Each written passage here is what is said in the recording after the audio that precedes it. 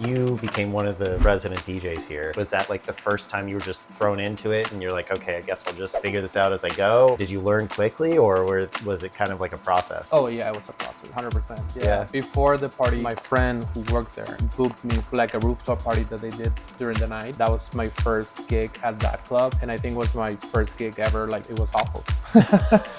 It was awful in a good way. Like, the mix transitions and everything weren't the best, but I feel like I was trying to just like put out the music that I like, from disco, from French house, 90s house, and it was great. Christian, it's Christian. Welcome to Tiny Table Radio Talks.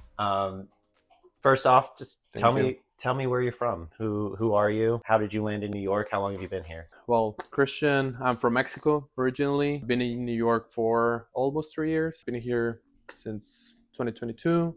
Loving New York. Coming from California before. When did you start DJing? Tell me that story. Yeah, so 10 years ago, I started DJing with a friend of mine. He was just teaching me how to use the equipment. One of my best friends and I started doing some parties back in Monterrey, Mexico, and we found this rooftop that it was empty from like a club that they weren't using it. So we came up with an idea to like throw parties on the rooftop daytime, 4 p.m. till 10, but we figured out everything but the DJ. So we didn't have a DJ at that point. So you had everything you needed except the most important thing, right? And yeah, so I started like playing the first two parties, and then I just kept spinning, doing the programming, booking DJs, but also I was DJing, so I kind of stick to like as a residency. That's how it started, like in Casa Morelos in Mexico. Nice. Yeah. And was that a rooftop, like a residential rooftop or a venue? No, it was a venue. Okay. Yeah, it was a venue in place. It was a bar already, a house music club. Yeah. But they had the rooftop, but it was all empty. They weren't doing anything there. Okay. So we just came up with the idea, proposed to the club, and we partnered up with them. Were there a lot of your friends that were interested in going, or was it already a crowded place? It's funny because back in 2015, it was not safe, that area in that city, in Monterrey. Okay. So we have to figure out how to bring our crowd to that that area, which is like downtown. And since it was a little unsafe, and we came up with the idea to like do an early party, 4 p.m., finish at like 9. We started like promoting, and we have a great turnout since first weekend, like 300 people every single Saturday. Wow. You became one of the resident DJs here. Yeah. How did you pick it up? How did you learn? Was that like the first time you were just thrown into it and you're like, okay, I guess I'll just figure this out as I go? Or yeah. What was that process like for you, where you're able to continue having 300 people come back over and over? You must have been an appealing act pretty quickly. So did you learn quickly, or was it kind of like a process? Oh yeah, it was a process. Yeah. Okay. Yeah, 100%. Yeah. Before the party, my friend who worked there booked me for like a rooftop party that they did during the night, and that was my first gig at that club. And I think it was my first gig ever, like a solid gig, and it was awful. It was awful in a good way. Like, the mix, like the transitions and everything weren't the best. I know that, but I feel like I was trying to just like put out like the music that I like, from disco, from French house, from 90s house, disco, and yeah, and it was great. Nice. Other than the transition, at least I feel like the most important part is knowing what works in the moment in terms of track selection, right? And totally. Then like the mixing obviously is important because you want it to sound good, but if you have the natural inclination to be able to do that, the rest can kind of follow. Did you feel like you had like a good selection within those sort of genres that you were interested in? And then like how do you feel like technically you were able to develop and evolve? Yeah, I feel like the response from the crowd was amazing. Like, everyone liked the set, and also the booker told me, like, would text me after like the set during the following week, and he was like, yo, like the set was great. We have another DJ downstairs and it was empty, so you kept like the music going and like the people having a good time. Wow, even though it was my first time, and then the other DJ was like a big DJ, I guess. Yeah, I think it was a great response, and also like read well the crowd. So it's kind of like putting good music, like or throwbacks, or like something that it was appealing to the crowd. How do you go about reading the crowd? What's that process like when you're behind the decks? I don't know. I'm just looking around the people when is the kick, or like a bass, a good bass or something, or a guitar or something that I enjoy. Like, oh my god, this part is the best of the song, and I try to figure out who is vibing or like moving their heads or like dancing or like even singing or something else. Yeah. So I'm trying to just like keep my eye open. What would you say your style is like now? What are the types of tracks that you feel like are your home base, where you like to stick to, and then where do you like to branch out to when you play? I'll say my base is disco for sure. Disco, throwbacks, 80s, 90s. Yeah, I like to branch out to Afro house sometimes, and more tech house if the crowd is like not asking, but like it's the vibe. I can go for that, sure, like that path. Yeah. But also I like to keep it like friendly and like lyrics and like singing and like having people having a good time. Did you have any early influences in sort of like style or either DJs or musicians that you looked up to as you were trying to learn? Is there Yeah, anybody like that? yeah. Oh my god, yes, a lot. French house from Le Roche music, Darius, FKJ, Cesar, and like all that crew. I think Darius definitely was one of my first influences when I was start DJing, and Miguel Campbell, also like a UK producer, kind of like disco house. And then I don't know, I start like figure out more artists like Soul Clap, Pillow Talk. They're here in Brooklyn, and who else? Crazy P. I don't know, like a lot of UK. Follow definitely, it's a big one for me. Like I like all his sets. Like they're amazing. I just saw him here in Brooklyn, so it was like it's just guaranteed fun time. Exactly, like feel good music. Exactly. One of his sets, I think it's Boiler Room 2019 or something, was like one of the first sets that I heard where I was like, okay, this is fun. I want to learn how to play fun music. ABBA song. Of course, right?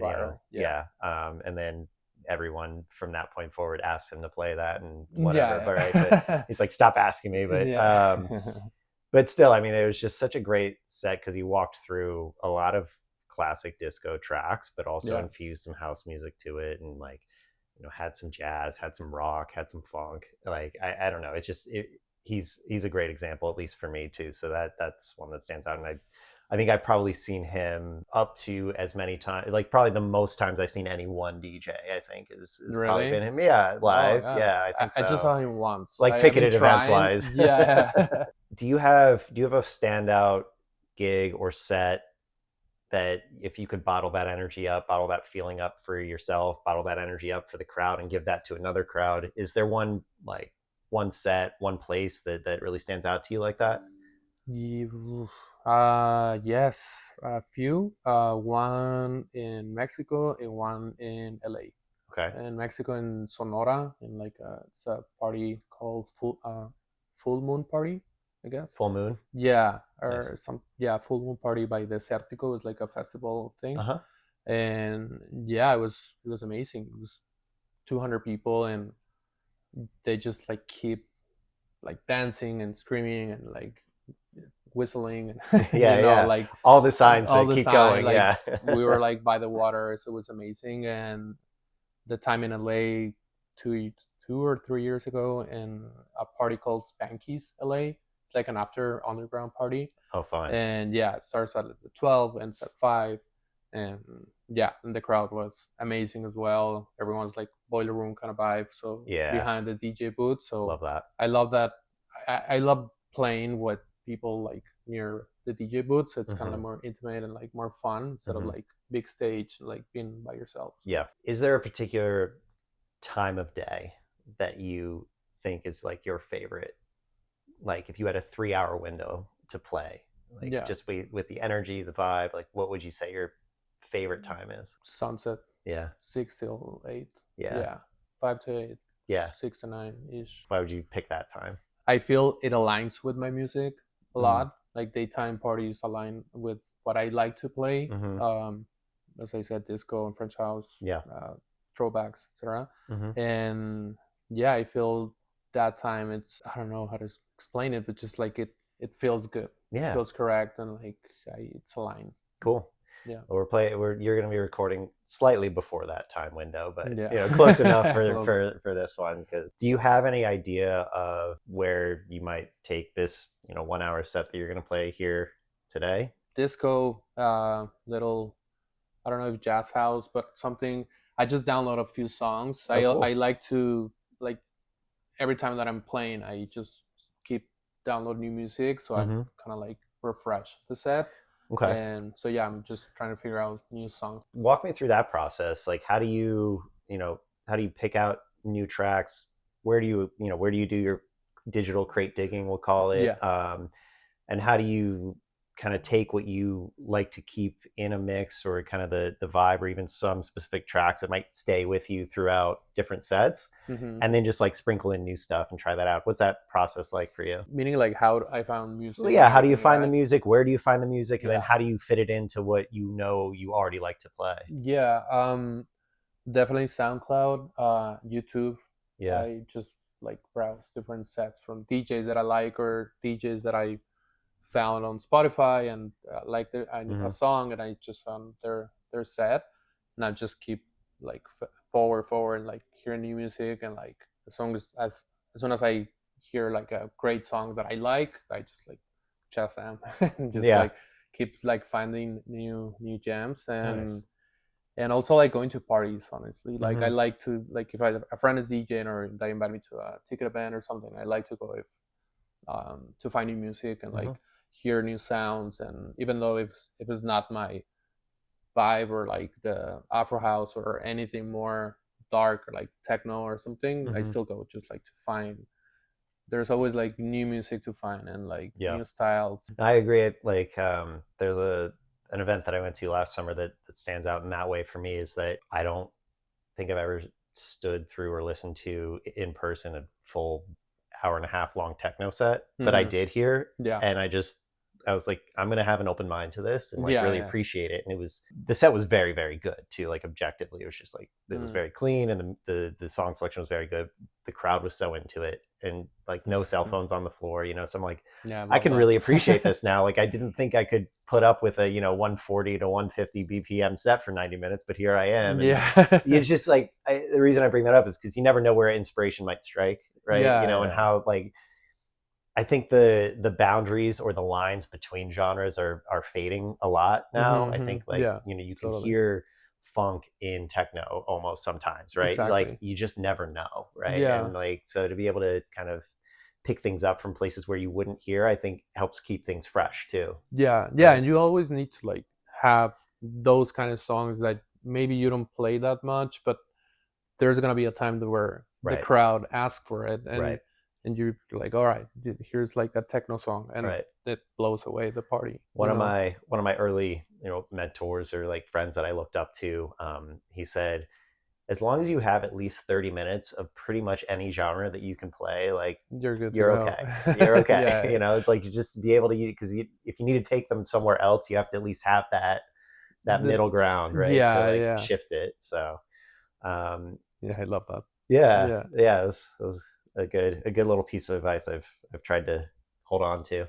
You've been DJing for 7-8 years, you would say? It's 2015. Is that what you said? Start DJing, like learning 2014. So, about 8 years. Or no, wow, 10, over 10 years, 11 years. I need to get better at math, I think. So over a decade, if Christian of today could tell Christian who was beginning to DJ any piece of advice, knowing what you know now, what would that be? Record more sets, do more YouTube videos, and post more, and also try new genres. Like I kind of like stuck to disco like for a bit, like for a while, and then I started like looking for other like sounds. That's where like for after 2 years, be more open to like different sounds and post more. That's the content now, like nowadays. whether we want to or not, right? But hey, that's at least you'll have this. So, Yeah. Is there an artist that you would consider someone a dream like back to back, a dream B2B, if you could plug in with somebody? Right now, I think maybe like another. It's like these two guys that I discovered 2 years ago or something, that I feel like they're doing great, and follow her. I think that that'll be fun. Definitely. Yeah. I was wondering if you're going to say that. I really appreciate just being able to chat for a little bit here with you. Thank you for coming on and sharing your story and your beginnings a little bit. Are a few more questions for you. Are there any gigs, shows, events that you're looking forward to that you have coming up that you want to talk about or share? During the summer, I'm coming up with a daytime party. Oh, fun. So yeah, we love a good daytime party. Yeah, no, so definitely. Let us know when it's ready. We'll be there. Yeah, no. As soon as I got everything locked down, share it and invite you guys. Amazing. For sure. Great. But yeah. Honey, I'm home. Honey, I'm home. Yeah. All right. So Honey, I'm home. You heard it here first. Summer series. Nice. Cool. And where can people stay up to date with you, follow your music, follow your journey? SoundCloud, it's Christian, just like that. Okay. And my Instagram, and I have Mixcloud as well. Okay. So I have a few sets. Nice. And yeah, it's like from down-tempo, house, disco. Great. Some Afro house just to keep it together. Nice. Awesome. Yeah, those will all be linked in the description here. But Christian, I'm looking forward to your set today, and thanks for your time. It's great to chat. Thank you, man. All right. Take care.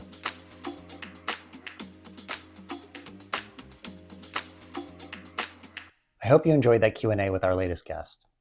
It would help a lot if you hit subscribe so I can grow this channel and bring more artists onto the show. You'll get to learn more about who they are and hear their craft. So hit that subscribe button now, and I'll see you next time. Enjoy the set.